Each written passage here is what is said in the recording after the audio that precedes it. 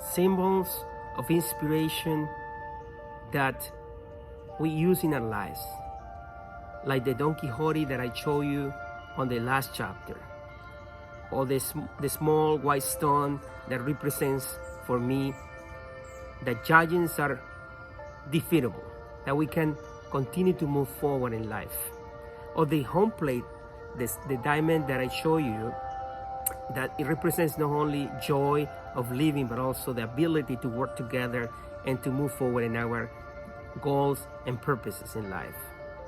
Today, I'd like to speak to you about living symbols. It could be historical characters that have shaped our existence, or metaphorical characters, or actually living people that are influencing or have been influencing and inspiring our lives. I think about George Washington, the person who led, the independence of this country, of the United States of America. The same person inspired the liberator of Venezuela, Colombia, Ecuador, Bolivia, Peru, and Panama. That's Simón Bolívar. Simón Bolívar had a general who he admired big time, Antonio José de Sucre, a person from Cumaná, Venezuela, who was one of the greatest generals of the Latin American independence, especially or specifically the Bolivarian countries.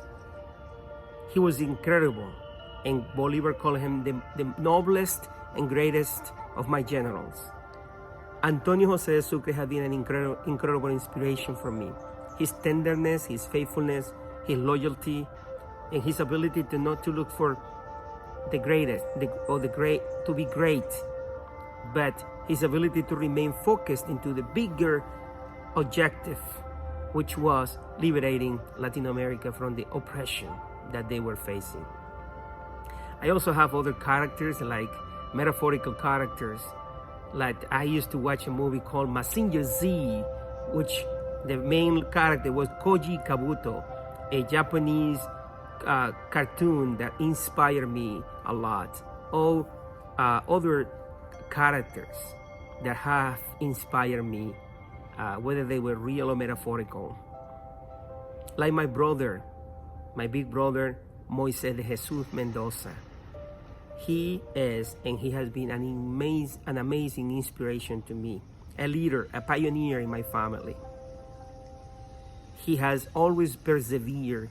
He has been resilient, even when life has been really tough and challenging for him sometimes. But he has moved forward, and he has shaped my life. And I really honor my brother, because even this morning he wrote me a text saying, I'm not only your brother, I want to be your friend. Obviously, he's inspired by his conviction of Jesus of Nazareth, who has shaped his life mightily, and he has always influenced others with that conviction. Who is inspired you? Who is your historical, metaphorical, or living person that is influencing you, inspiring you? Who's that person? I'd like to also ask you to consider the possibility that you are a living inspiration for other people. You can be a symbol, a living symbol for other people. I like to think that it's important to consider and reconsider all the time what kind of people we are. For instance, are you a symbol of disappointment or a symbol of inspiration? We can be both sometimes, but it will be better if we can be normally a symbol of inspiration, encouragement, a symbol of affirmation for many others. I'd like to invite you today to reconsider the way that you are living. If you're living well, that's good. Then try your best to be even better than that.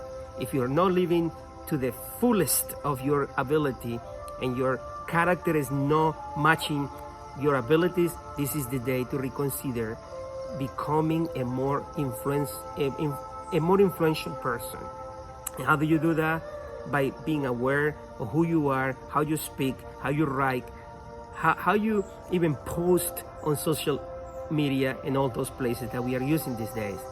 We are influencers, whether we like it or not, and we are symbols of disappointment, of inspiration, or both. I hope and I wish that you continue to be a great inspiration to many, like Antonio José de Sucre, Washington, Bolívar, Coyicabuto, Moisés de Jesús, and many others. Have a great day and be an inspiration today. Be a great inspiration today.